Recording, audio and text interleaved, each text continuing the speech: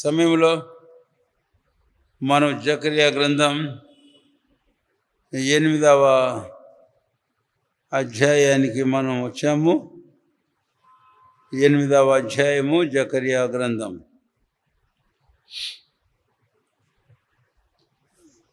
ఈ అధ్యాయం అంతా కూడా ఉత్తర ప్రత్యుత్తరముగా చదువుకుందాం.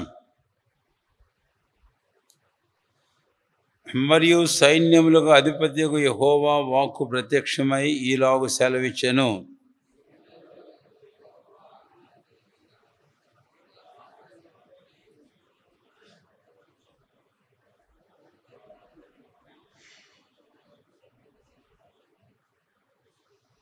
యెహోవా సెలవిచ్చినదేమనగా, నేను సీయోను నద్దకు మరలా వచ్చి యెరూషలేములో నివాసం చేతును. సత్యమును అనుసరించు పురమనియు సైన్యములకు అధిపతికు యెహోవా పర్వతము పరిశుద్ధ పర్వతమనియు పేర్లు పెట్టబడును.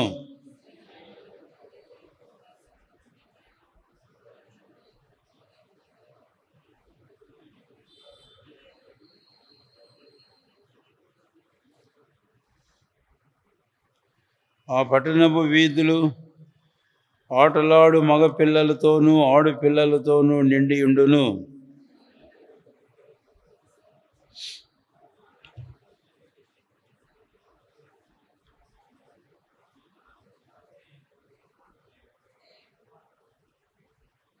సైన్యములకు అధిపతికు యెహోవా సెలవిచ్చినదేమనగా, తూర్పు దేశంలో నుండి పడమటి దేశంలో నుండి నేను నా జనులను రప్పించి రక్షించి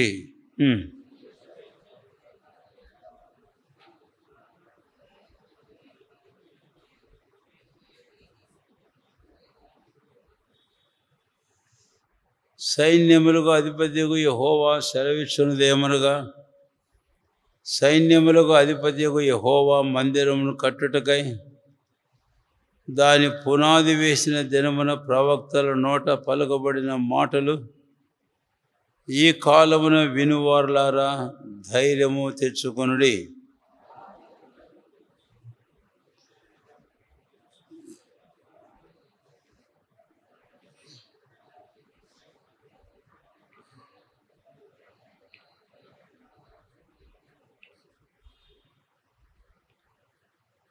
అయితే పూర్వదినముల్లో నేను ఈ జనులలో శేషించిన వారికి విరోధినైనట్టు ఇప్పుడు విరోధిగా ఉండను.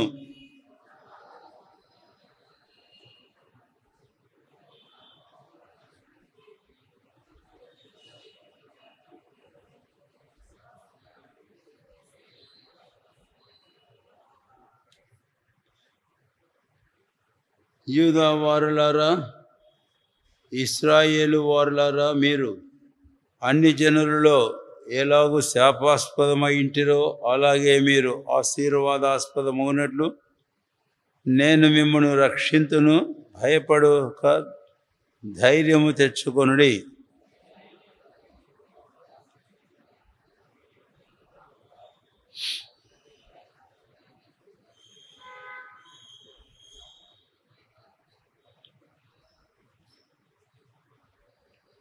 ఈ కాలమున యెరూషలేమునకును యూదా వారికి మేలు చేయను ఉద్దేశించుచున్నాను గనుక భయపడకుడి.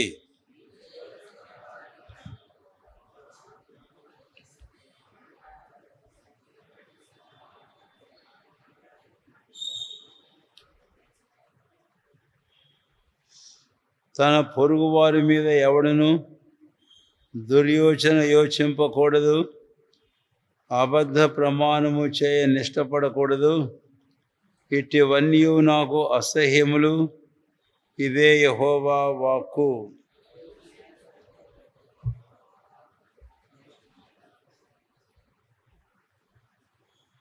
సైన్యములకు అధిపతియగు యెహోవా ఆజ్ఞయించున్నదేమనగా, 4వ నెలలోని ఉపవాసము, 5వ నెలలోని ఉపవాసము, 7వ నెలలోని ఉపవాసము, 10వ నెలలోని ఉపవాసము యూదా ఇంటి వారికి సంతోషమును ఉత్సాహమును పుట్టించు మనోహరములైన పండుగలగును. కాబట్టి సత్యమును సమాధానమును ప్రియముగా ఎంచుడి.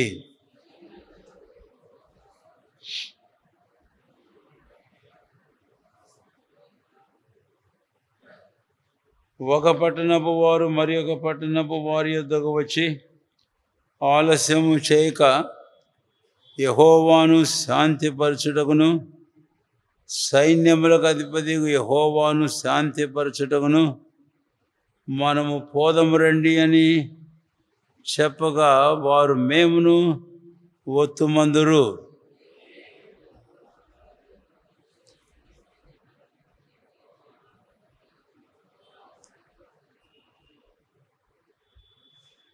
సైన్యములకు అధిపతియగు యెహోవా సెలవిచ్చినదేమనగా, ఆ దినములలో ఆయా భాషలు మాట్లాడు అన్ని జనులలో 10 మంది ఒక యూదుని చెంగు పట్టుకొని, దేవుడు మీకు తోడుగా ఉన్నాడను సంగతి మాకు వినబడినది గనుక మేము మీతో కూడా వత్తుమని చెప్పుదురు.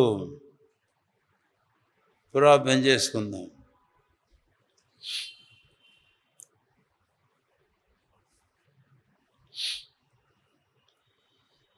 ప్రియమైన మా తండ్రి, ఆశతో మీ నామమును బట్టి సాయంకాలం మీ సన్నిధికి వచ్చున్నాం. అనేకమైన హద్దుబాట్లతో కూడిన వారమని ఒప్పుకొనుచున్నాం. ప్రేమల తండ్రి, లేఖనములు గ్రహించినట్లు బుద్ధి జ్ఞానముల ఆత్మ మాకు అనుగ్రహించుము. మా కన్నులను తెరువుము, మా మనస్సులను మీరు తెరువుము. ఓ దేవా, మా కొరకై మీరు దాచించిన సంగతులు మేము చూచి పొంది అన్వయించుకొని మేము అనుభవించి ఆనందించి మా ప్రభువును స్తుతించి ఘనపరుతుము గాక. జ్ఞానులకును వివేకులకును దాచించిన సంగతులు తండ్రి పసిపిల్లలకు నీవు బయలుపరిచినావని నేను నిన్ను స్తుతించుచున్నానని మీరు నాడు సెలవిచ్చితిరి. కాబట్టి ఈరోజు మేము పసిపిల్లలమే, బుద్ధి జ్ఞానముల విషయంలో అల్పులమని ఒప్పుకొనుచు ఆశతో మీ సన్నిధికి వచ్చి ఉండగా మీ ఆత్మ ద్వారా మాతో మాట్లాడండి. మీ వాక్యం కొరకైనటువంటి తృష్ణ మాకు అనుగ్రహించము. దాహాన్ని మాకు దయచేయము, ఆశ మాకు దయచేయము. మాకు ఒకసారి అర్థం కాకపోవచ్చు, కొన్నిసార్లు అర్థం కాకపోవచ్చు, కానీ అయితే పట్టుదలతో ప్రార్థించి మీ వద్ద ఆశతో కనిపెట్టితిమేని నిశ్చయముగా ఏవి మీరు మాకు మరుగు చేయరు. అందుకై మిమ్మల్ని స్తుతించి గణపరుస్తున్నాం. ఈ సాయంకాలం మేము చదువుకున్న జకర్యా గ్రంథం 8వ అధ్యాయ ధ్యానమును మాకు దీవించు. యేసు ప్రభు వారి శ్రేష్టమైన నామమున మేము అందరం పరిశుద్ధాత్మనిక అభిషేకాన్ని కోరుచు యేసు నామమున ప్రార్థించి వేడుకొనుచున్నాము తండ్రి, ఆమేన్.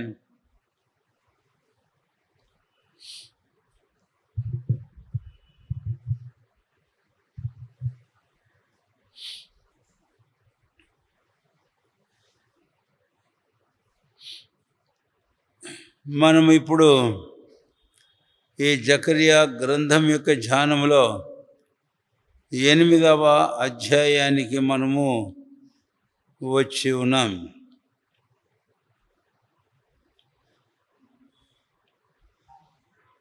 ఎనిమిదవ అధ్యాయంలో 7వ అధ్యాయంలో ప్రస్తావించిన లేక ప్రజలు దేవుని మందిరమునకు యాజకుల వద్దకు వచ్చి అడిగిన ప్రశ్న, ఆ సంగతిని గురించి 8వ అధ్యాయంలో ప్రస్తావించబడడం మనము చూస్తాం.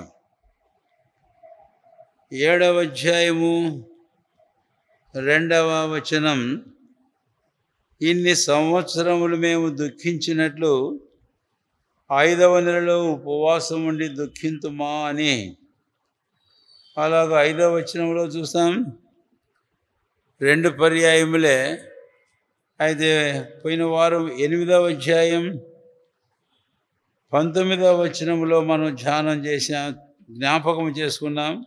4వ నెల, 5వ నెల, 7వ నెల, 10వ నెల ఉపవాసం. వారి ప్రశ్న ఏమిటి? దుఃఖింతుమా అని. కాబట్టి మేము ఇంకా ఈ ఉపవాసములుండి దుఃఖింతుమా అనేది వారి ప్రశ్న.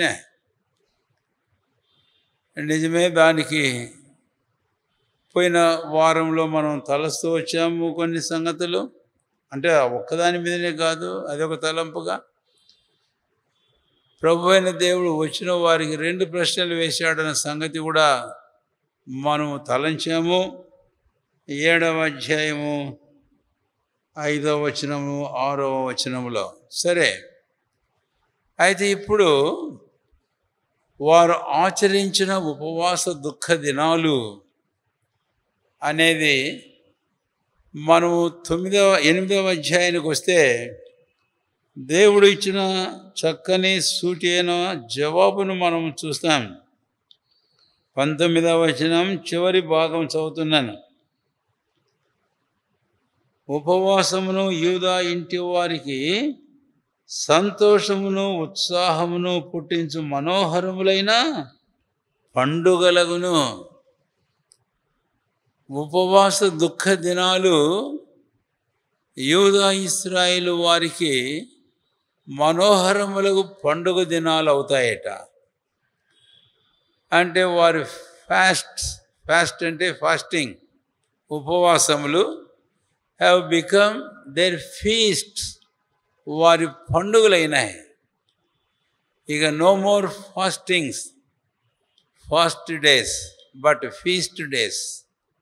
ఉపవాస దినము ఇక ఏమాత్రం కాదు, ఇక విందు దినములు అనగా పండుగ దినములు, పండుగలగును అని.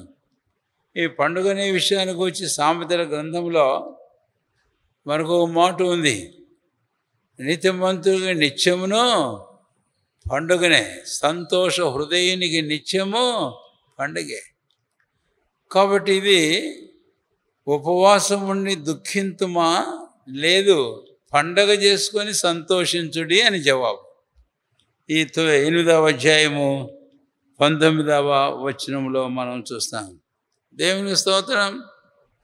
కాబట్టి ఇశ్రాయేలు యొక్క పూర్వపు దినాల దుఃఖ దినాలు, ఉపవాస దినాలు, ప్రలాప దినాలను దేవుడు పండుగ దినాలుగా, ఉత్సాహ సంతోషంతో కూడిన దినాలుగా ప్రభు అయిన దేవుడు చేయబోతూ ఉన్నాడు అని. అందుకే 19 చివరిలో సంతోషమును ఉత్సాహమును పుట్టించు మనోహరములైన పండుగలు. దేవునికి స్తోత్రం. దీనికి ఇంకొంచెం అనుబంధంగా ఒక మాట జ్ఞాపకం చేస్తే, కీర్తనాకారుడు దావీదు తన వ్యక్తిగత జీవితానికి వచ్చిన సందర్భంలో ఆయన మాట్లాడిన మాటలు నేను మీకు జ్ఞాపకం చేస్తున్నాను. రండి దయచేసి కీర్తనల గ్రంథంలో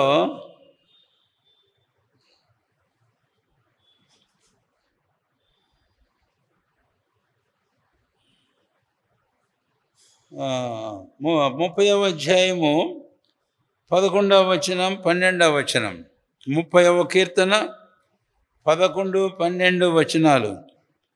నా ప్రాణమును మౌనముగా ఉండక నిన్ను కీర్తించినట్లు నా అంగలార్పు నీవు నాట్యముగా మార్చి ఉన్నావు. నీవు నా గోనెపట్టు విడిపించి సంతోష వస్త్రమును నన్ను ధరింపజేసి ఉన్నావు. యెహోవా నా దేవా, నిత్యము నేను నిన్ను స్తుతించెదను.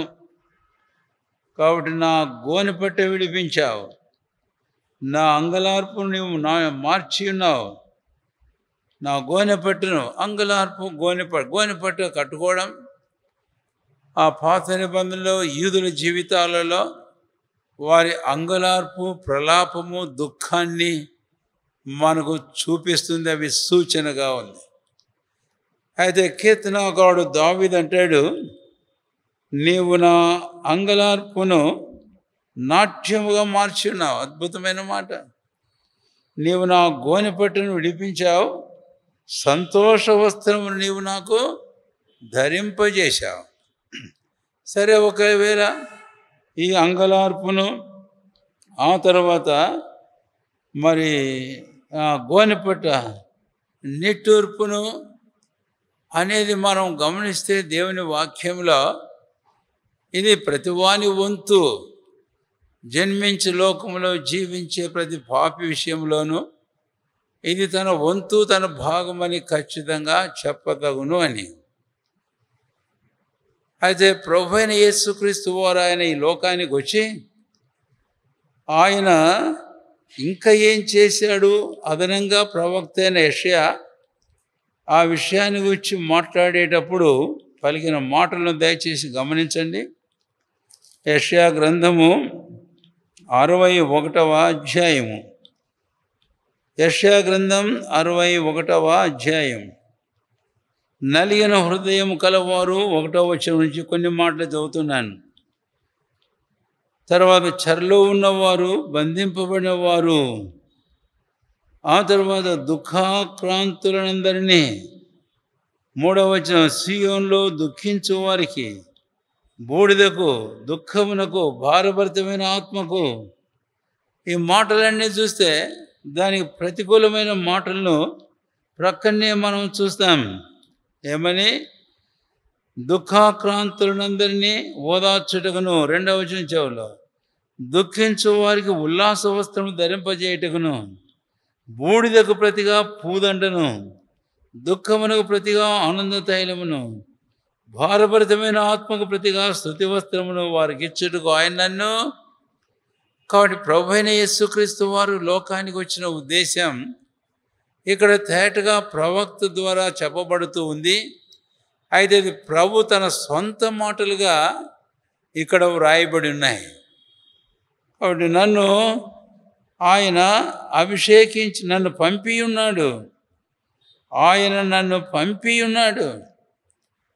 కాబట్టి ప్రభువైన క్రీస్తు ఆయన పంపబడిన వాడు.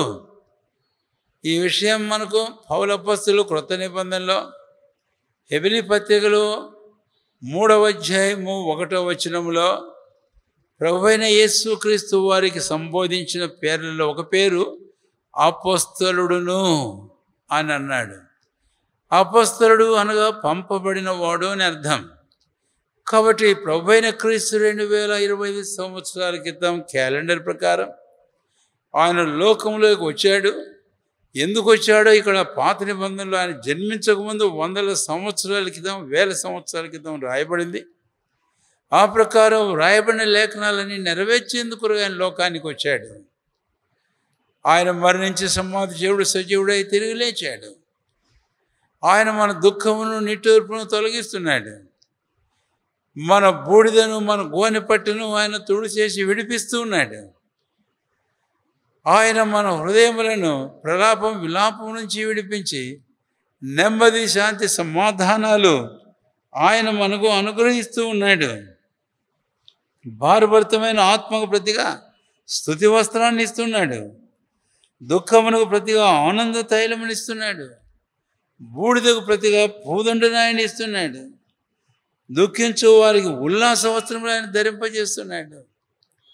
కనుక ప్రియమైన సోదర సోదరి, ఈ మాటలు వినే నీవెవరువైనను ఒకవేళ ఇలాంటి స్థితిలోనే ఉంటే ప్రభు నీ కొరగా చేయాలని ఆశిస్తున్న ఈ చక్కని అద్భుతమైన మహత్తైన కార్యాన్ని అర్థం చేసుకో. పశ్చాత్తాపడి నువ్వు పాపం ఒప్పుకో, క్షమాపణ కోరుకో.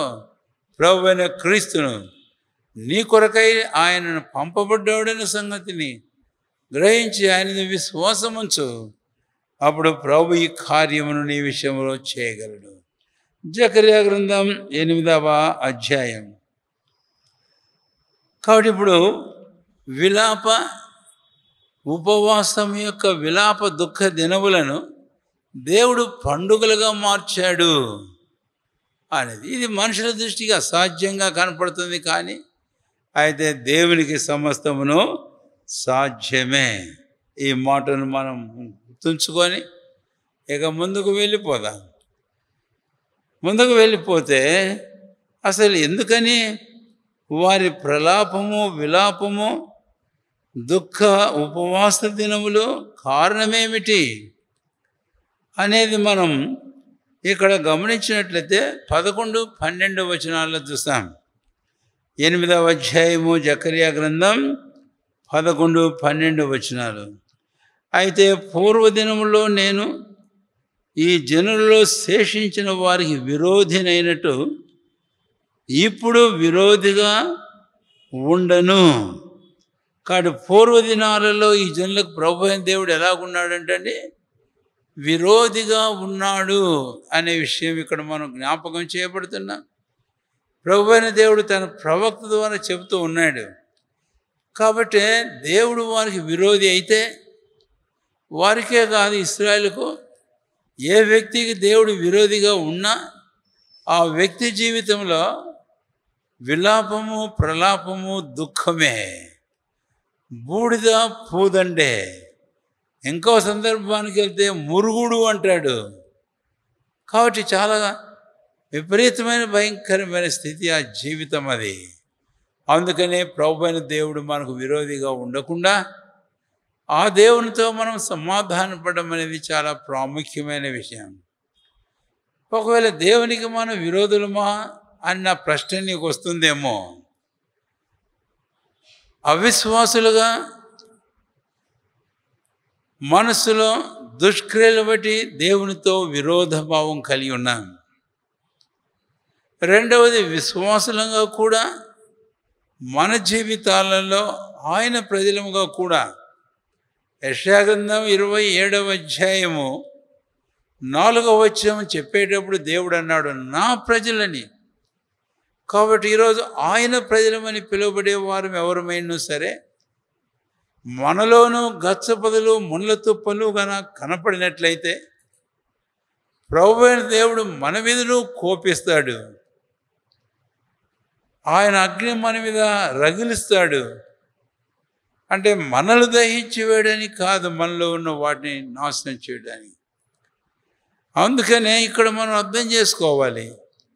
ప్రభువైన దేవుడు అన్నాడు, కాబట్టి నా జనులు నాతో సమాధాన పడాలా, నా జనులు నాతో సమాధాన పడాలని 2 సార్లు 3 సార్లు యెషయా 27వ అధ్యాయంలో ప్రభువైన దేవుడు చెప్పడం అనేది మనం చూస్తాం. దావీదు జీవితంలో కన్నీటితో కూడిన ఒక ప్రార్థన నేను జ్ఞాపం చేయకూడదు.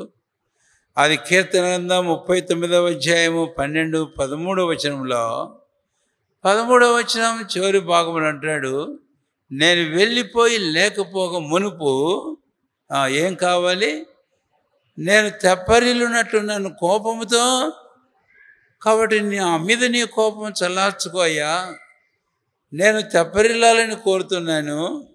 కాబట్టి ప్రార్థనలో ముఖ్య సారాంశం మనం చూస్తే దావీదు తన దేవునితో సమాధానపరచబడగోరుతున్నాడు. ఏ విరోధమైన తొలగించుకొని దేవునితో దావీదు సమాధానపడగోరుతూ ఉన్నాడు. కాబట్టి ఇది దావీదు యొక్క ప్రార్థనగా మనం చూస్తాం. ఈరోజు ఈ మాట వినే మనం ఎవరమైనా ఒకవేళ దేవుడు ఎవరి మీద అరణ్యంలో 40 సంవత్సరాలు కోపించాడు, పాపము చేసిన వారి మీదనే కదా. కాబట్టి నీవు ఇంకా జన్మించిన పాపంలోనే ఉంటే, నీ మనసులో విరోధ భావం కలిగి ఉంటే, నీ దుష్క్రియల వలన నేడు ప్రభువైన దేవునితో యేసుక్రీస్తు నందుల విశ్వాసం ద్వారా సమాధానం రక్షించబడిన వారమైన మనం మన జీవితాల్లో ఎక్కడైనా గచ్చపొదలు ముండ్ల తుప్పులు అందు నాకు అగపడితే అని యెషయా 27వ అధ్యాయంలో దేవుడు చెప్పినట్లు అలాంటివి ఏవైనా మనలో ఇంకా అగపడుతుంటే అవి ఎప్పుడు మొలిచాయి భూమి మీద? ఆదామును సృష్టించకముందు ఏ 6 దినాల సృష్టి దేవుడు చేసినప్పుడు భూమి మీద ప్రతి మొక్కయు అక్కడప్పుడు లేవవి. అయితే 3వ అధ్యాయంలో పాపం తర్వాత వచ్చాయి. కాబట్టి గచ్చపదులు ముళ్ళ తుప్పులు అనేవి అవి పాపము అవిధేయతకు సూచనలు, గుర్తుంచుకోవాలి. అలాంటివి ఏవైనా మనలో కనపడుతుంటే మనము ప్రభువైన దేవునితో సమాధానపడమనేది అవసరం. ఒకవేళ కాదు అని మనం అంటే ఆయనతో మనం విరోధంలోనే జీవిస్తూ ఉంటే న్యాయాధిపతుల గ్రంథంలో ఈ ఇశ్రాయేలు జనాంగాన్ని గురించి ఒక మాట మనం చదువుదాం. రండి దయచేసి న్యాయాధిపతుల గ్రంథం 2వ అధ్యాయం,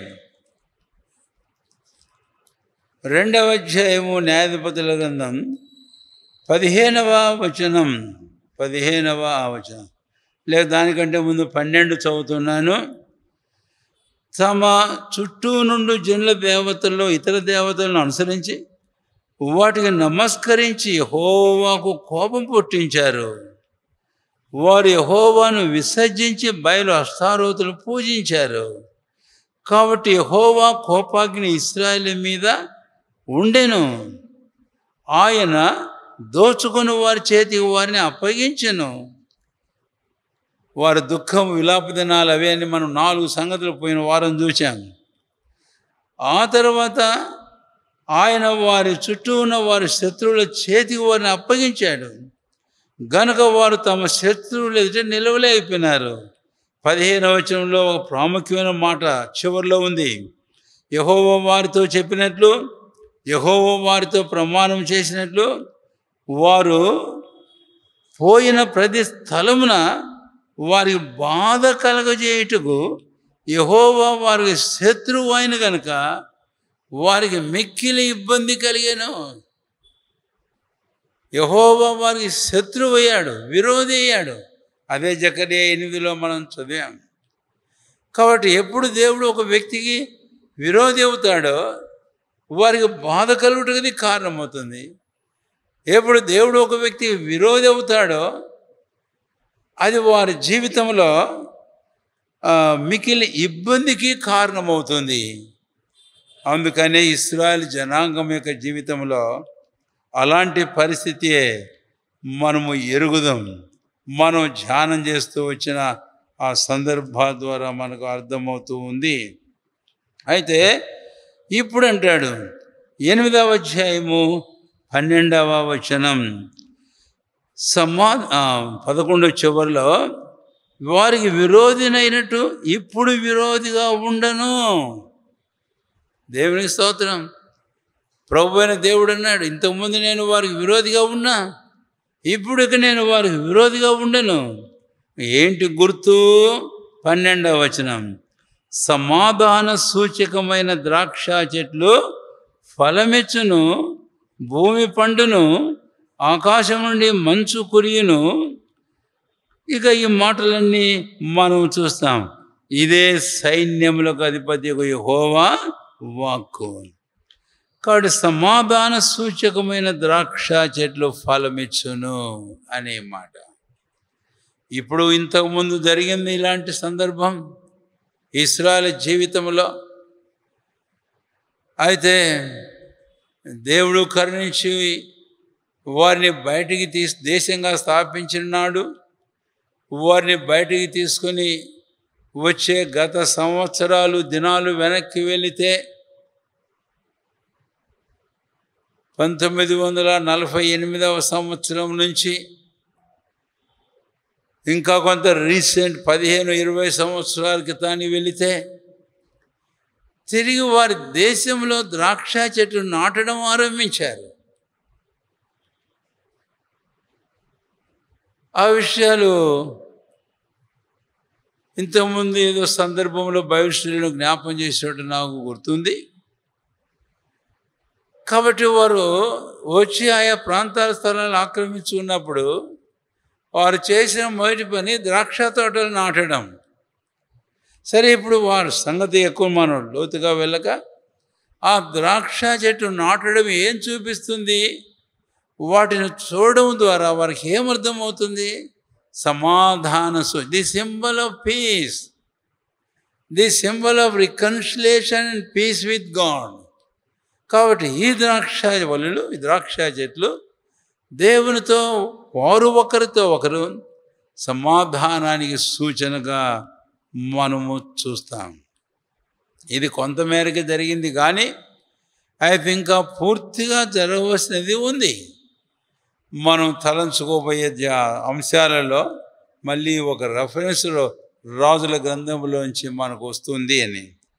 కాబట్టి ఈ భాగము కూడాను వెనక్కి చూస్తే ఒక చరిత్రగా, పార్షల్ ఫుల్ఫిల్మెంట్ అంటే కొంతమేరకు నెరవేర్చబడినటువంటి చరిత్రగాను, అయితే ఇక్కడి నుంచి ఇంకా ముందుకు చూస్తే ఇది ఇంకా చాలా నెరవేర్చబడవలసిన ప్రవచనముగాను మనం చూస్తాం ఈ అధ్యాయంలో కూడా సంగతులను.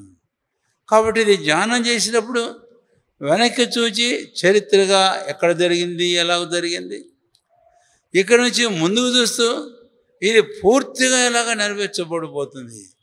ఇంతవరకు నెరవేరిన కాస్త కూస్తానే తప్ప పూర్తిగా కాదు, పూర్తిగా నెరవేరబోయే సమయం కాలం ముందు ఉంది. సరే, ఇప్పుడు ఇక్కడి నుంచి మనము ఇక ముందుకు వెళదాం. ముందుకు వెళితే జకర్యా గ్రంథం 8వ అధ్యాయము జకర్యా గ్రంథం చూడండి దయచేసి 3వ వచనం. అందరం కలిసి ఒకసారి చూద్దాం. ఇక్కడ నుంచి ఒక 3-4 తలంపులు మనం ఏరుకోపోతాం. 8వ అధ్యాయము 3వ వచనం. యెహోవా, అందరం కలిసి, యెహోవా సెలవిచ్చినది ఏమనగా, నేను సీయోను వద్దకు మరలా వచ్చి యెరూషలేములో నివాసం చేతును, సత్యమును అనుసరించు పురమనియు సైన్యములకు అధిపతియగు యెహోవా పర్వతం పరిశుద్ధ పర్వతమనియు పేర్లు పెట్టబడును. చాలు, ఆ వచ్చిన ఒకటి, ఇంకా కింద 1-2 తలంపులు కూడా వెళ్తాం. కాబట్టి 8వ అధ్యాయంలో సీయోను, యెరూషలేము అనే మాటలు మంది. అందుకే ఈరోజు 3 పాటలు కూడా సీయోను యెరూషలేమును గురించి మనం పాడుతూ వచ్చాం. కాబట్టి ఈ వాక్యం అర్థం చేసుకోవడానికి ఆ పాటలు కూడా చాలా ప్రాముఖ్యం. ఆ పాటలు పాడడం ద్వారా ఈ సంగతులు మనకు అర్థం కావడానికి అవకాశం చాలా ఉంది. అందుకనే పాటలు కూడా అర్థవంతంగా పాడాలి, ఆలోచనతో పాడాలి. సరే, ఇప్పుడు ఇక్కడికి వస్తే ఒక తలంపు 3వ వచనంలో మనము చూస్తాము. 3వ వచనం, నేను సీయోను వద్దకు మరలా వచ్చేదను. కాబట్టి సీయోను విషయంలో ప్రభుకున్నటువంటి ఆసక్తి అది 2వ వచనంలో ఇంతకుముందు కూడా మనం చూచాం, ఈ జకర్యా గ్రంథంలో చూచాం. అది 2వ అధ్యాయంలో అనుకుంటా. దయచేసి ఒక్కసారి చెప్పండి. 2వ అధ్యాయము 14వ వచనం చివరి భాగం చదువుతున్నాను. సైన్యము అధిపతి యెహోవా ఇలాగ సెలవిస్తున్నాడు, నేను యెరూషలేము విషయంలోనూ సీయోను విషయంలోనూ అధికాసక్తి కలిగి ఉన్నాను.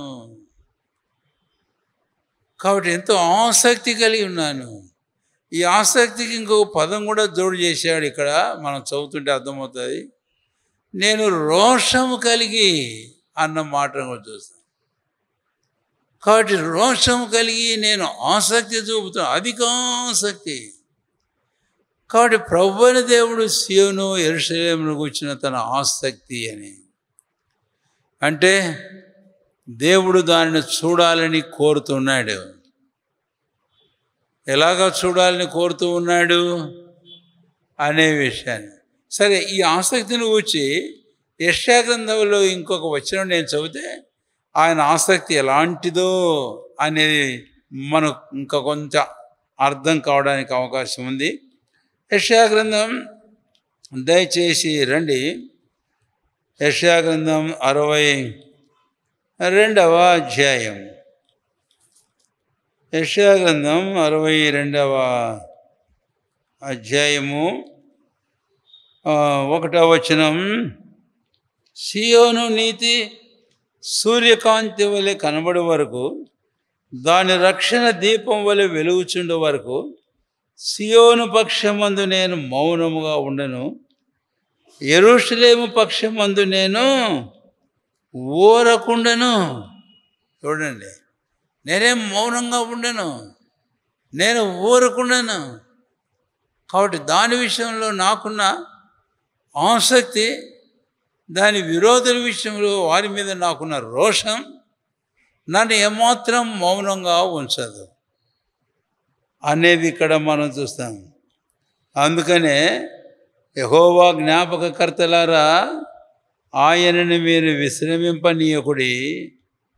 7వ వచనం, యెహోవా జ్ఞాపకర్తలారా విశ్రమింపకుడి, ఆయన యెరూషలేమును స్థాపించే వరకు, లోకమంతటా దానికి ప్రసిద్ధి కలుగజేయ వరకు ఆయనను విశ్రమింప నీయకుడి. అంటే ఆయన నేను ఏమాత్రం విశ్రమించను అని అనడం ఇక్కడ. నేను ఈ సందర్భంలో దావీదును జ్ఞాపం చేయడం మంచిదే. 132వ కీర్తన తర్వాత మీరు చూడండి, తానంటాడు, దేవుని కొరకే ఒక మందిరము, ఆ స్థలము నేను కనుగొనేంత వరకు నేను మంచం ఎక్కను, నా కన్నులకు కునుకుపాటు రానివ్వను, నేను నిద్రపోను, నేను విశ్రమించను అని 132వ కీర్తనలో మనం చూస్తాం. 3వ వచనం నుంచి ప్రమాణం చేసి చెబుతున్నాడు దేవునితో, యాకోబు యొక్క బలిష్ఠునికి మొక్కుబడి చేసెను, ఎట్లనగా యెహోవా నేను ఒక స్థలము చూచు వరకు, యాకోబు యొక్క బలిష్ఠునికి ఒక నివాస స్థలము నేను చూచు వరకు నా వాసస్థానమైన గుడారంలో నేను ప్రవేశింపను, నేను పరుండు మంచం మీదకి ఎక్కను, నా కన్నులకు నిద్ర రానియను, నా కనురెప్పలకు కొనికిపాటు రానియను. కాబట్టి ఆ యెరూషలేము, ఆ సీయోను విషయంలో, ఆ మందిరం విషయంలో దావీదు యొక్క ఒక మనుషులుగా తనకున్న ఆసక్తి ఎలాంటిదో చూడండి. దేవుడు కూడా అలాగే ఉన్నాడు. చివరికి మన ప్రభు అయిన యేసుక్రీస్తు వారు, అంటే ఆయన దేవుడు, అయితే యేసుక్రీస్తు గారు యోహాను సువార్తలో మనం చూస్తే, నీ ఇంటిని కూర్చున్న ఆసక్తి నన్ను ఏం చేస్తుంది, భక్షిస్తుంది. కాబట్టి ప్రభు అయిన దేవుడు తన ప్రజల పక్షము, తన ప్రజల విషయంలోను, సియోను విషయంలో, యెరూషలేము విషయంలో రోషము గలవాడై దాని శత్రువుల విషయంలో, రెండవది ఆ సియోను, యెరూషలేము, ఆ ఇశ్రాయేలు జనాంగం విషయంలో ఎంత ఆసక్తి కలిగి ఉన్నాడు అంటే, దావీదు మాటలన్నీ ఇక్కడ దేవుని కూడా అన్వయించవచ్చు. నేను విశ్రమింపను, నేను ఊరకుండను, నేను మౌనముగా ఉండను అని. ఈరోజు ప్రభు అయిన దేవుడు, దేవుని ఇశ్రాయేలు అయిన మన విషయంలో కూడాను, ఆయన సంఘం విషయంలో కూడాను, ఎందుకంటే ఆ ఇశ్రాయేలును మనం తలంచేటప్పుడు వారికి సమాంతరంగా దేవుని ఇశ్రాయేలును గురించి కూడా మనం తలంచుకోవడం అవసరమే. గలతీ 6:15 ప్రకారం దేవుని ఇశ్రాయేలు, గలతీ పత్రిక 4వ అధ్యాయంలో పైనున్న యెరూషలేము, అంతేకాదు హెబ్రీ పత్రిక 12వ అధ్యాయము అక్కడ 24వ వచనంలో మనం చూస్తే, యెరూషలేము సియోనును కొండకు మీరు ఇప్పుడు వచ్చి ఉన్నారు. కాబట్టి ఈ మాటలన్నీ సంఘానికి సంబంధించి మనము చూస్తాం. కాబట్టి ఇలాంటి తన సంఘం విషయంలో కూడా దాని విరోధుల విషయంలో ప్రభు రోషం కలిగి, తన సంఘం విషయంలో, ఆ పరలోక యెరూషలేము విషయంలో, ఆ దేవుని ఇశ్రాయేలు విషయంలో అదే ఆసక్తిని ఆయన కలిగి ఉన్నాడు. పరలోక యెరూషలేము అనేది సంఘముని ఇంకా తేటగా అర్థం చేసుకోవడానికి ప్రకటన గ్రంథం 12వ అధ్యాయము, క్షమించండి, ప్రకటన గ్రంథం 21వ అధ్యాయము 9వ వచనంలో మనం చూస్తాం, రానేరు నీకు పెళ్లి కుమార్తెను చూపిస్తానని ఆ యోహానుని ఎత్తైన కొండ మీద తీసుకుని వెళ్ళిన తర్వాత ఏం చూపించాడు? పరలోకము నుంచి అలంకరించమని పరిశుద్ధ పట్టణమును ఆయనకు చూపించాడు. కాబట్టి అది సంఘం, అది పరిశుద్ధ పట్టణం, అది పరలోక యెరూషలేం, అది దేవుని మహిమ కలిగినది. సరే, చాలినంతగా మనం ఆ విషయాన్ని గురించి చెప్పుకున్నాం. కాబట్టి మన ప్రభు మన పక్షంగా ఎంతో రోషం కలిగిన వాడుగా ఉన్నాడు. మనకు విరోధులైన వాటితోను ప్రభు రోషం వహించే ఉన్నాడు. ఆయన పౌరుషం చూపించేవాడు. పాడుతాం మనం, గానం చేతం రండి అని అన్నప్పుడు యెహోవాను గానం చేద్దాం. పౌరుషము గల ప్రభు ఏమైతే కోపిస్తే, అవును, మన పక్షం, మన మీద కాదు, మన విరోధుల మీద, సంఘం యొక్క శత్రువుల మీద ఆయన కోపించిన వేళ తాలుకోగలిగిన వాడు ఎవడు? ఎందుకు అనంటే తన యెరూషలేం విషయంలో, తన ఇశ్రాయేలు విషయంలో, దేవుని ఇశ్రాయేలు తన సంఘం విషయంలో, ఆ పరలోక యెరూషలేం విషయంలో ఆయనకున్న ఆసక్తి చాలా గొప్పది. సరే, ఇప్పుడు ఈ విషయాన్ని గురించి మనం చెప్పుకుంటూ వస్తే క్రిందకి రండి. 8వ అధ్యాయము 3వ వచనం. 8వ అధ్యాయం 3వ వచనం. యెహోవా సెలవిస్తున్నదేమనగా, నేను సీయోను వద్దకు మరలా వచ్చి అనే మాట. కాబట్టి నేను సీయోను వద్దకు మరలా వస్తా. ఏం చేశాడు ఈయన? ఒకప్పుడు నేను ఎక్కువ వాక్యాలు మీకు చూపడంలే, అయితే క్లుప్తంగా కొన్ని వాక్యాలు మీకు చూపిస్తా. ఒక్కొక్క అంశానికి 1-2 వాక్యాలు. మత్తయి సువార్త 23వ అధ్యాయం. మత్తయి సువార్త 23వ అధ్యాయం. ఇక్కడ 37, 38, 39 వచనాలు. తర్వాత మీరు చూడండి దయచేసి 38. ఇదిగో మీ ఇల్లు మీకు విడువబడి ఉన్నది, ఇది మొదలుకొని ప్రభు పేరిట వచ్చు వాడు స్తుతింపబడుగా, కానీ మీరు చెప్పు వరకు నన్ను చూడరని మీతో చెప్పుచున్నాను. మీ ఇల్లు మీకు విడువబడింది అని అంటే ప్రభువైన యేసుక్రీస్తు వారు ఆ ఇంటిని విడిచిపెట్టిపోతున్నాడు.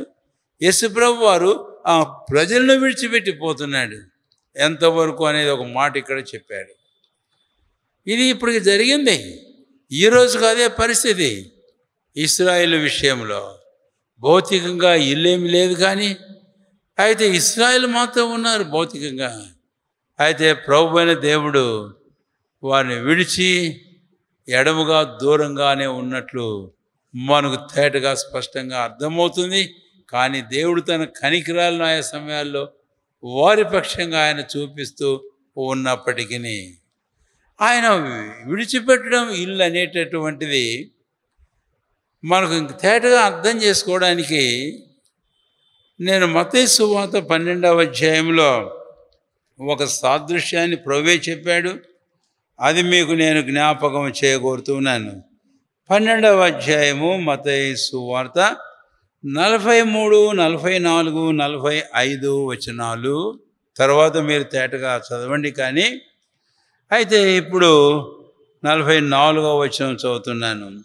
నేను వదిలి వచ్చిన నా ఇంటికి తిరిగి వెళ్ళుదుననుకొని వచ్చి ఆ ఇంట ఎవరినూ లేక అది ఊడ్చి అమర్చి ఉండడు చూచి వెళ్ళి తనకంటే చెడ్డవైన మరి 7 దయ్యములను వెంటబెట్టుకొని వచ్చాను. ఏంటండి ఉపమానము? 45వ వచనం. అందుచేత ఆ మనుష్యుని కడపడి స్థితి మొదటి స్థితి కంటే చెడ్డదగును. అంటే ఒక మనిషిని గూర్చి మాత్రమే చెప్పాడా ఈ విషయం? కాదు, చివరి భాగం చాలా ప్రాముఖ్యమైంది. అలాగే ఈ దుష్ట తరము వారికి సంభవించును. ఎవరి గురించి మాట్లాడుతున్నాడు? అన్యుల గురించి కాదు ఇక్కడ. ఈ దుష్ట తరం వారికి అన్నప్పుడు ప్రభువైన యేసుక్రీస్తు వారు ఇశ్రాయేలు జనాంగాన్ని ఉద్దేశించి ఆ మాట వాడాడు. దిస్ వికెడ్ జనరేషన్ అన్నాడు. ఎందుకన్నాడు ఆ మాట మనకు తెలుసు. వారు ఆయన విసర్జించి ఎలాగ చేసిన వారి పాపములను బట్టియే. ఇప్పుడు ఎట్లుంది అంటే, ఇల్లు అయితే ఉంది. మీరు బైబిల్లో ఇల్లు అనే సందర్భం వచ్చినప్పుడు పాత నిబంధనలో కూడా అలాగే క్రొత్త నిబంధనలో కూడా మీరు గుర్తుంచుకోవాల్సిన ప్రాముఖ్యమైన విషయం. ప్రతి నిబంధనలో కూడా ఇల్లు కట్టువారు నిషేధించిన రాయి అని అంటారు. అంటే అది యూదా జనాంగం, ఇశ్రాయేలు ప్రజలు. అయితే వారి రాతిని నిషేధించారు. తలకు మూలరాయి అయిన ప్రభువైన క్రీస్తును నిషేధించారు. కాబట్టి వారు ఇల్లు కట్టవలసిన వారైనగా అలాగే లేదు. కాబట్టి విడిచిపెట్టబడింది. కాబట్టి వారిని విడిచిపెట్టాడు, యెరూషలేమును విడిచిపెట్టాడు. దయచేసి ఆ మాటలు గమనించండి. అవును, నిజమే. నేను ఇంకో తలంపు వచ్చినప్పుడు ఆ విషయాల గురించి జ్ఞాపం చేస్తాను. అయితే విడిచిపెట్టిన ప్రభు, he had left a hope to them. ఆయన ఒక నిరీక్షణ వారి దట డ్రాప్ చేసి వెళ్ళాడు, విడిచిపెట్టి వెళ్ళాడు. అంటే వారికి ఒక నిరీక్షణ ఇచ్చిపోయాడు. ఏమి నిరీక్షణ? మత్తయి సువార్త 23వ అధ్యాయంలో 39 చివరిలో, ప్రభు పేరిట వచ్చువాడు స్తుతింపబడునుగా కానీ మీరు చెప్పు వరకు నన్ను చూడరు. కాదనం ఈ విషయం కాస్త నెరవేర్చారు. ఎట్లా చెప్తారా మీరు? ఆయన గార్ధవమును గార్ధ పిల్లనికి యెరూషలేముకి వచ్చాడు కదండి. అప్పుడు వచ్చినప్పుడు ఏమన్నారు వాళ్ళందరూ? ప్రభు పేరిట వచ్చు రాజు ఏమను కాక కేకలు వేశారు, హోసనా. ఆ సందర్భం మనం ఎరగదు. అయితే ఇది జస్ట్ కొంచెం పాక్షికంగానే. అయితే తర్వాత ఏమైంది? కొన్ని 2-3 దినాల్లోనే, మళ్ళీ 4-5 దినాల్లోనే ఏం చేశారు? ఆయన సిలువేయమన్నారు. కాబట్టి ఇలాగా ఇది సంపూర్ణమైన నెరవేర్పు కాదు. అందుకనే ఇక్కడ ప్రభు చెప్పిన మాట partially fulfilled, not perfectly fulfilled. అయితే టైం వస్తుంది, అది సంపూర్ణంగా నెరవేర్చబడిపోతుంది. ఆ రోజు ఏ రోజు? మన ప్రభువైన యేసుక్రీస్తు వారు భూమి మీదకి వచ్చిన రోజు. ఆయన పొడిచిన వారు ఆయన చూస్తారు. భూలోకంలో అందరూ ఆయన చూస్తారు, రొమ్ము కొట్టుకుంటారు. ఆ రోజున వారి మాట అంటారు, ప్రభు పేరిట వచ్చు రాజు స్తుతింపబడునుగాక. ఏ రాజును ఒకప్పుడు కైసరమోకు రాజు ఈయన కాదు, అవసరం లేదన్నారు. అదే ఆయన్ను వారు రాజునుగా వారు కొరనేట్ చేసుకోబోతున్నారు. అవును, నిజమే. కాబట్టి ఆ దినం వస్తుంది. వచ్చినప్పుడు సంగతులన్నీ పూర్తిగా మారుతాయి. కనుకనే ఇక్కడ 8వ అధ్యాయము జకరియా గ్రంథంలో 3వ వచనంలో వారి ఒక తలంపు జ్ఞాపకం చేశాను. నేను ఏం చేస్తాను? సియోనుద్దకు మరలా వస్తాను. I will return to Jerusalem. నేను వెళుతున్నాను అని. అయితే మీరు ప్రభు పేరిట వచ్చు రాజు స్తుతింపబడును కాక ఏ రోజు అంటారు? ఆ రోజు నేను మరలా వస్తా. కాబట్టి ఇది ఈ ప్రకారం నెరవేర్చబడవలసిన ప్రవచనముగా మనము చూస్తాం. అక్కడే మరొక తలంపు కూడా మీకు జ్ఞాపం చేయాలని కోరుతున్నాను. 3వ అధ్యాయం, క్షమించండి, 8వ అధ్యాయం 3వ వచనం, యెరూషలేములో నివాసం చేతును. 2వ పంక్తి, నేను యెరూషలేమునకు రావడమే కాదు, నేను యెరూషలేములో ఏం చేయబోతానట? నివాసము నేను చేస్తాను అన్నాడు. వాస్తవంగా ప్రభువైన దేవుడు తన ప్రజల మధ్య నివాసం చేయాలనేదే ఆయన యొక్క ఇష్టం, ఆయన యొక్క ఆశ. అది మనం స్పష్టంగా వాక్యంలో అర్థం చేసుకుంటాం. నిర్గమాకాండం 25వ అధ్యాయం 8వ వచనంలో, ఆ రోజు ఐగుప్తు నుంచి బయటకు వచ్చిన తర్వాత ప్రభువైన దేవుడు ఎరుషలేము దాటాక ఆ సీనాయి ప్రాంతం వచ్చినప్పుడు ప్రభు వారితో ఒక మాట అన్నాడు. మోషేని పిలిచి, నేను వారిలో నివసించున్నట్లు వారు నాకు ఒక పరిశుద్ధ స్థలమును నిర్మించమని చెప్పు. కాబట్టి ప్రభు యొక్క ప్రగాఢమైన కోరిక ఆయన తన ప్రజల మధ్య నివాసం చేయాలి అనేదే. పాత నిబంధనలో అది మనం స్పష్టంగానే అర్థం చేసుకోగలుగుతాం. అయితే ఒక టైం వచ్చింది, ఎన్నో సందర్భాలను ఆయన్ని జ్ఞాపం చేయడం లేదు నేను.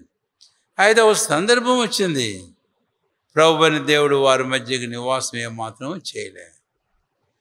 ముందేమో అన్నాడు, లేవి కాండంలో మనం చూస్తాం, నా మందిరము మీ మధ్యను ఉంచుదును అన్నాడు. మందిరం ఉంచుదనంటే ఏదో ఇలాంటి మందిరం ఒకటి కట్టి పెడతాననేది కాదు అక్కడ. ఆ వాక్యం చూద్దాం. లేవి కాండం 26వ అధ్యాయం అండి. కొంతమందికి వాగ్దానం కూడా వస్తూ ఉంటుంది అది. లేవి కాండం 26వ అధ్యాయమేనా? ఎన్నో వచనం? 11. నా మందిరమును మీ మధ్య ఉంచెదను మీ యందు నా మనసు అసహ్యపడదు. నేను మీ మధ్య నడిచేదను, మీకు దేవుడైందును, మీరు నాకు ప్రజలయ్యుందురు. అయితే ఒకవేళ అలాగుంటే సరే, లేకపోతే ఏం చేస్తారన్నాడు చెప్పండి? మీ యందు నా మనసు అసహ్యపడును అన్నాడు. అందుకనే మనము కీర్తన గ్రంథంలో ఒక బలమైన వాక్యాలు మనం చూస్తాం. అది నాకు గుర్తు లేదు కానీ అధ్యాయాలు ట్రై చేద్దాం కనుక్కోవడానికి. కీర్తనల గ్రంథం చూడండి దయచేసి, మీకేమైనా కనపడుతుందేమో. 78వ కీర్తన గ్రంథం 78. 59వ వచనం. దేవుడు దీన్ని చూచి ఆగ్రహించి ఇశ్రాయేలునందు బహుగా అసహ్యించుకొనెను. అక్కడేమో నా మనసుని మీ యందు అసహ్యపడదు అన్నాడు, నేను మీ మధ్య నివాసం చేస్తా. ఇక్కడ ఇలాగన్నాడు. తర్వాత 60వ వచనం చూడండి. 60వ వచనం.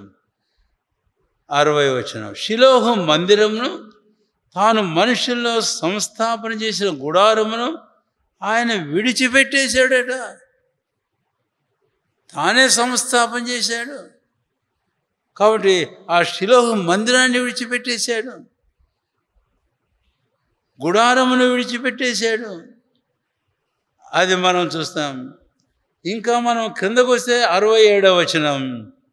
67. పిమ్మట ఆయన యోసేపు గుడారమును అసహించుకొనెను, ఎఫ్రాయిము గోత్రమును కోరుకొన లేదు. అంటే ఎఫ్రాయిము గుడారము, ఎఫ్రాయిము గోత్రం వారి స్వాస్థ్య భాగమును మనం కాస్త గమనిస్తారు. సరే, ఇప్పుడు మనం అక్కడికి వెళ్ళాం. ప్రభువైన దేవుడు తన ప్రజల మధ్య నివాసం చేసే విషయం ఇప్పుడు అంటాడు, నా మనసు మీ మీద అసహ్యపడుతుంది.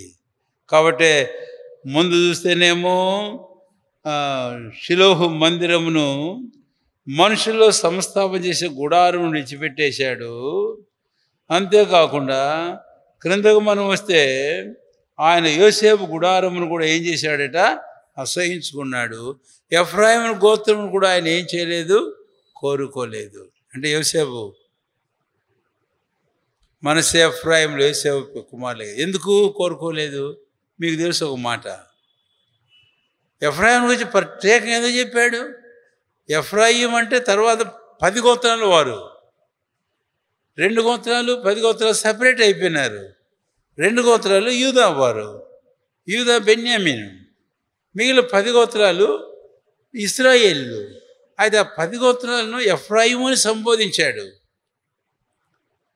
నేను ఆ రెఫరెన్స్ చెబుతున్నాను, తీయను కానీ హోషేయ గ్రంథం 4వ అధ్యాయము 17వ వచనంలో అక్కడ అంటాడు కదా, ఏమని? ఎఫ్రాయిము విగ్రహములతో కలుసుకొనెను అని చెప్పి వారిని ఎలా ఉండమన్నాడు? చదవండి. 4:17 చదవాల్సి వస్తుంది, మీరు చెప్పడం లేదు కాబట్టి. 4:17 హోషేయ 4:17 కలుసుకొనెను, వాడిని అలాగే ఉండని. అలాగే ఉండి అంటే వాడు విగ్రహాలతో కలుసుకుంటే ఈయనకి ఇష్టమనే. అందుకే తెలుగు బైబిల్లో అది మనకు అర్థం కావడానికి కాస్త టైం పడుతుంది, కానీ అది ఇంగ్లీష్ బైబిల్లో సులభంగా అర్థమవుతుంది. Ephraim has joined with idols, let him B alone. అంటే వాడిని ఒంటరిగానే ఉండి అంటే అర్థమేంటి, మీరు కలుసుకోవద్దు వాళ్ళను. అదే చాలా విచారకరమైన సంగతి. కింద 5వ అధ్యాయం 9వ వచనానికి వస్తే, యూదా అధిపతులు సరిహద్దు రాళ్ళను తీసివేయ వారి వలె ఉన్నారు. 9వ వచనమేనండి, 10వ వచనం. తీసేశారు సరిహద్దు రాళ్ళను, కలుసుకున్నారు, వీళ్ళు వాళ్ళు ఏకమైపోయినారు. చాలా దురదృష్టకరమైన విషయం. కాబట్టి దేవుడు తన మందిరాన్ని విడిచిపెట్టాడు. దేవుడు ముందే చెప్పాడు. ద్వితీయోపదేశకాండం రండి దయచేసి. ఆయన విడిచిపెట్టడానికి కారణం ముందే చెప్పాడు, వారిని హెచ్చరించాడు. 23:14 ద్వితీయోపదేశకాండం 23వ అధ్యాయం 14 వచనం. నీ దేవుడైన యెహోవా నిన్ను విడిపించుటకును నీ శత్రువులు నీకు అప్పగించుటకును నీ పాలెంలో సంచరించుచుండును గనుక ఆయన నీలో అసహ్యమైన దేనినైనా చూచి నిన్ను విడవకుండానట్లు నీ పాలెము పరిశుద్ధముగా. కాబట్టి విడిచిపెట్టేశాడు వారిని, వారి మందిరాన్ని. సరే, ఇంకా నేను ఎక్కువగా ముందుకు మనం పోము. కాకపోతే ఇక్కడ మరలా అంటాడు జకర్యా గ్రంథం 8వ అధ్యాయం 3వ వచనంలో, నేను I will dwell in Jerusalem. యెరూషలేములో నేను ఏం చేస్తానంట. అదే జకర్యా పుస్తకంలో నేను 2వ అధ్యాయం ఆల్రెడీ మనం ధ్యానం చేశాము. అక్కడ ఈ 2 వచనాలు జ్ఞాపకం చేస్తున్నాను. 5వ వచనము 10వ వచనం, 2వ అధ్యాయం 5, 10 వచనాలు చూడండి మీ బైబిల్లో. 2వ అధ్యాయం 5, 10 వచనాలు. 5వ వచనంలో అంటాడు కదా, ఏమని, నేను దాని మధ్య నివాసులే మహిమ కారణంగా ఉందును, నేను దాని చుట్టూ అగ్ని ప్రాకారం. 10వ వచనంలో అంటాడు, సియోను నివాసులారా నేను వచ్చి మీ మధ్యన ఏం చేస్తానన్నాడు, నివాసం చేస్తానన్నాడు. ఇది ఇంకా నెరవేర్చబడవలసింది. అందుకే యెహెజ్కేలు 48వ అధ్యాయం చివరిలో అంటాడు యెహోవా షమా. అక్కడ యెహోషమా అని లేదు, కానీ అయితే హీబ్రూలో దానికి ఆపారు యెహోవా ఉండు స్థలము. సరే, మరొక తలంపుకు వెళ్దాం.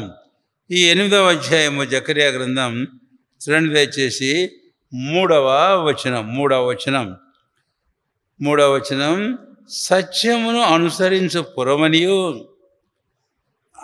సత్యమును అనుసరించు పురమనియు దానికి పేరు. తర్వాత సైన్యములకు అధిపతి యెహోవా పరిశుద్ధ. దాని తర్వాత చూద్దాం.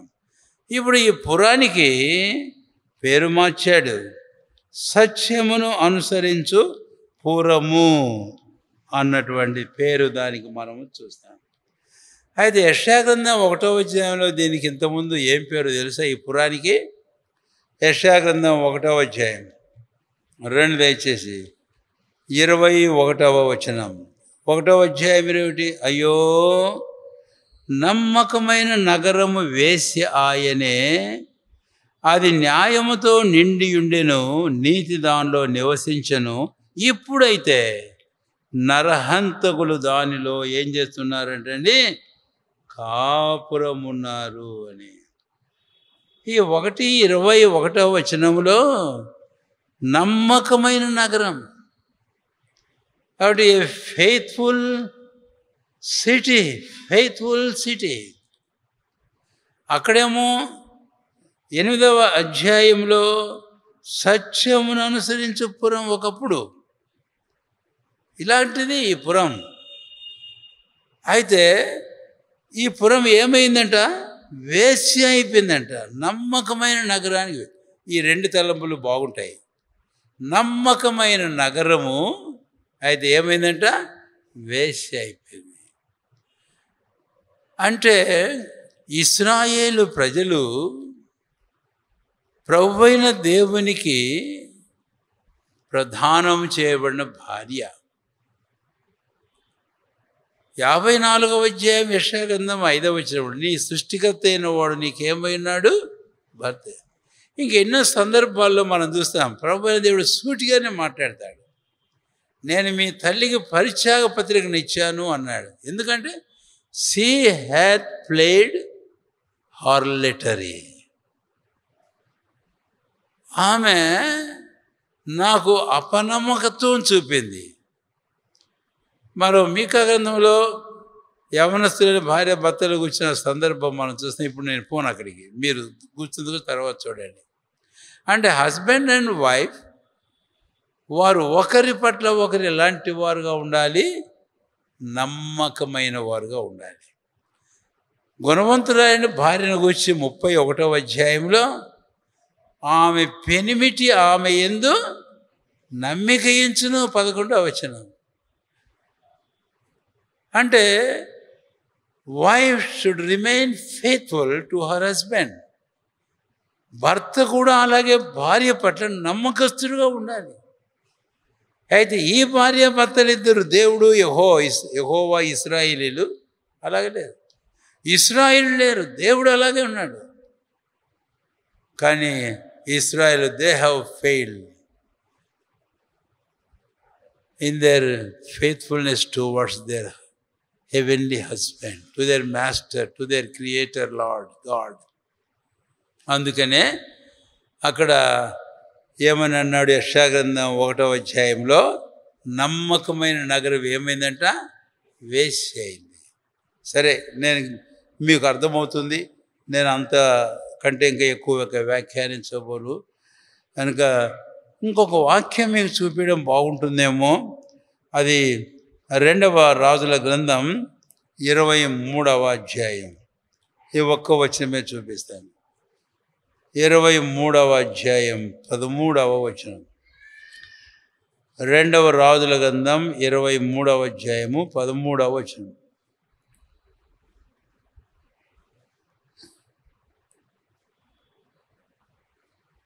క్షమించండి, నా దినవృత్తాంతాలు తీసి 2వ రాజులు 23వ అధ్యాయం 13. చదవండి ఎవరు ఒకరు.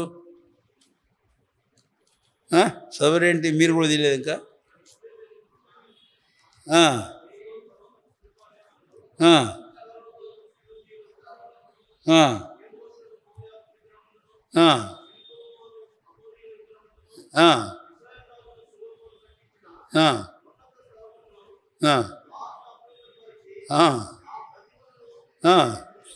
చాలంతే, మీ తర్వాత చదవండి.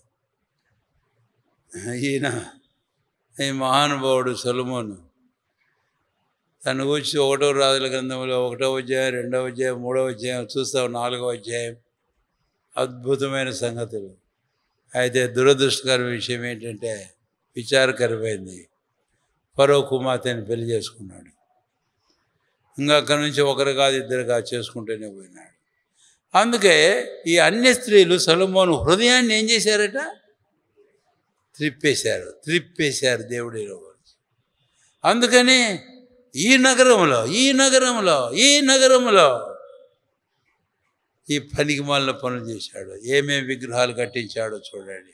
అందుకనే ప్రభువైన దేవుడు ఆయన ఆ మందిరంను వదిలిపెట్టేశాడు అనేది మనం చూసాం. తర్వాత ఆ పట్టణాన్ని ప్రభువైన దేవుడు వదిలిపెట్టాడు.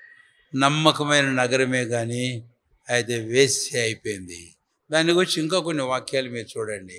అయితే ఇప్పుడు జకరియా 8వ అధ్యాయంలో 3వ వచనంలో ప్రభువైన దేవుడు మరలా ఏం చేయబోతున్నాడు? దాన్ని సత్యమును అనుసరించు పురం, a city which followers the truth and sincerity, integrity and faithfulness towards her creator the god. ఇప్పుడు 4వ తలంపు వెళ్దాం. అక్కడే మనం చూస్తాం 8వ అధ్యాయం 3వ వచనంలోనే, పురమనియు సైన్యములకు అధిపత్యకు యెహోవా పర్వతము పరిశుద్ధ పర్వతమనియు పేర్లు పెట్టబడును. పైన ఒక పేరు చూచాం, అది క్రిందకు వస్తే దానికి ఇంకో పేరు కూడా పెట్టబడుతుంది. ఏం పేరు పెట్టబడుతుంది? యెహోవా పర్వతము పరిశుద్ధ పర్వతమనియు దానికి పేర్లు పెట్టబడు. అలాగా లేదు. ఈ యెరూషలేమును గూర్చి మనము ఇర్మియా గ్రంథంలో 6వ అధ్యాయంలో చూస్తే ప్రవక్త అయిన ఇర్మియా పలికిన మాట చూడండి దయచేసి. త్వరగా వెళ్ళిపోతున్నా. ఇక ఇర్మియా గ్రంథం 6వ అధ్యాయం 7వ వచనం. ఓట తన జలమును పైకి ఉబక చేయనట్లు అది తన చెడుతనమును పైకి ఉబక చేయుచూ ఉన్నది అని. బలాత్కారమును దోపుడును దానిలో జీరుట వినపడుచున్నది. గాయములు దెబ్బలను నిత్యమున కనబడు. యెరూషలేమా అంటే యెరూషలేం ఎలాంటి పట్టణమో మనం చూస్తే ఇది పాప భూయిష్టమైన పట్టణం. ఏ సిన్ఫుల్ డిఫైల్డ్ సిటీ. ఇంకా చాలా వచనాలు. అయితే ఇప్పుడు ఈ పట్టణం ఏం కాబోతుందంటే అండి, ఈ పట్టణము యెహోవా పర్వతము, ఆ తర్వాత పరిశుద్ధ పర్వతం అని దానికి ఏం పెట్టబోతున్నారట, పేర్లు పెట్టబోతున్నారు. మీరు ఇంకా కొన్ని వచనాలు చూడండి. యిర్మీయా గ్రంథం 7వ అధ్యాయం 4వ వచనంలో, అలాగే యిర్మీయా గ్రంథం 13వ అధ్యాయం చివరి వచనంలో ఇలా ప్రవక్త విలపిస్తాడు, యెరూషలేమా ఇంకెన్నాళ్ళ వరకు ఇలాగ జరుగుతుంది, నేను నీవు పరిశుద్ధపరచుకొని నల్లక ఉండు, ఇంకెన్నాళ్ళు. సరే, ఈరోజు ఒక మాట చెబుతున్నాను. రక్షించమని దేవుని ప్రేమ మనకు ఇక్కడ ఒక మాట ఉంది. ఇందాక నేను చెప్పాను పరలోకపు యెరూషలేం మనమని, పరిశుద్ధ పట్టణమని, దేవుని మహిమగలదే దిగి వస్తుందని. అపవిత్రత మాలిన్యం అనేది మనల్ని అంటుందా?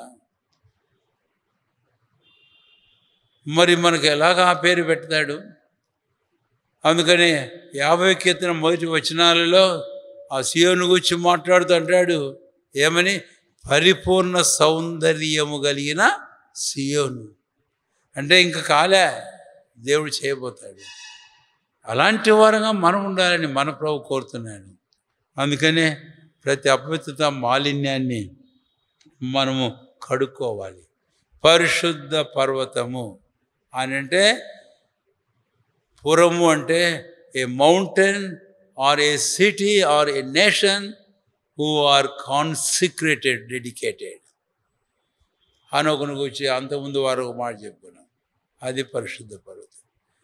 కాబట్టి జెఫన్యా గ్రంథంలో ఆ మాట మనం చూస్తాం. ఇప్పుడు నేను అక్కడికి పోవడంలో మీరు తర్వాత చూడండి అని మరొక తలంపు ఇక్కడ వెళ్ళాలని కోరుతున్నా. 8వ అధ్యాయం 3వ వచనం. 8వ అధ్యాయము 3వ వచనం. అది అయిపోయిన తర్వాత మనము క్రిందకు వస్తే 4, 5 వచనం. 4, 5 వచనాలలో ఇంకో ప్రాముఖ్యమైన తలంపు మనం చూస్తాం. ఈ యెరూషలేము మళ్ళా పూర్తిగా జనముతో నింపబడింది. చూడండి, అందరూ వృద్ధత్వము చేత కర్ర పట్టుకొని, వృద్ధులేమి వృద్ధురాండ్రేమి ఇక యెరూషలేము వీధుల్లో కూర్చుంటారు. ఆ పట్టణ వీధిలో ఆటలాడు మగపిల్లలతోనూ ఆడపిల్లలతోనూ, అంటే మగపిల్లలు ఆ పట్టణ వీధుల్లో ఆటలాడుకుంటూ ఉంటారట. ఇలాగా మనం చూస్తే ఈ పట్టణం తిరిగి ప్రజలతో పూర్తిగా నింపబడుతూ ఉంది అని. అయితే ఈ పట్టణాన్ని గురించి ఒక మాట మనం ముందు జ్ఞాపం చేసుకోవడం అవసరం. 25వ అధ్యాయం యిర్మీయా గ్రంథం 25వ అధ్యాయం దయచేసి రండి. 11వ వచనం. ఈ దేశమంతయు పాడుగాను నిర్జనముగాను ఉండును. అంతే చాలు. ఇంకెన్నో వచనాల్లో మీరు చూస్తారు ఈ మాట. ఇది పాడైపోయిన దేశం, ఇది నిర్జనముగా ఉండిన దేశం. అంటే జనము లేరు దాంట్లో పశువులు లేవు, ఏమీ లేవు, పంటలు లేవు, ఎడారి అయిపోయింది అని.